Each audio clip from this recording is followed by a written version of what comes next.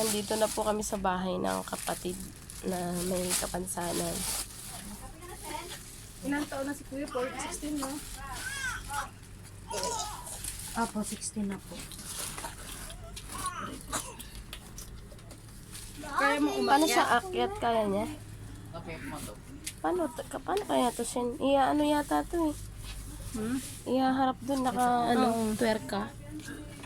Matigas man ata siya. Hindi po, sakto lang. Kaya niya ba? Kaya po yan sa ano na. Ang cute yun. Ayan po Kaya siya. mo?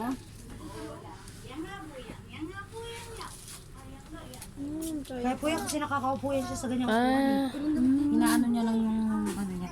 ayan. Anak ko yan. Yan, kasi pa lang sa'yo eh. Ayan, hindi ko yan na pihit kasi kala ko sobrang tigas. Kaya matututo ka na magpihit-pihit. Kaso dandahanin mo muna ha. Baka madire-diretso ka sa ano. Kaya lang, kailangan yata niya ng magtutulak. Opo, hindi po talaga niya. Kasi to eh, iba. Kasi ano po Yung gulong niya maliit. yung maliit. Pero kasi siguro pag pag may akit sa taas, siya. Ang kay Kailangan may kasama din siya.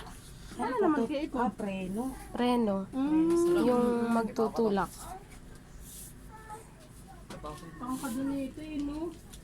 Kaya nabuta kami dito. Sabi ko, akin na. Dati pag ginano ko nga po yan, pag sinasalabay kaya kasi minsan nahirap si mama. Sayad na, mas malaki pa sa akin yan eh. Matangkad na bata to. Iharap natin dito. Laking bata.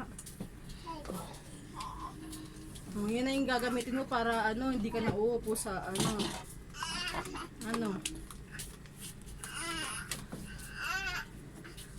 tangkad niya eh. Ayan. Meron ka ng May gusto ka bang sabihin sa mga tao na nanonood sa'yo? Thank you po. Dun sa nagbigay sa'yo ng wheelchair. ano yung pangalan.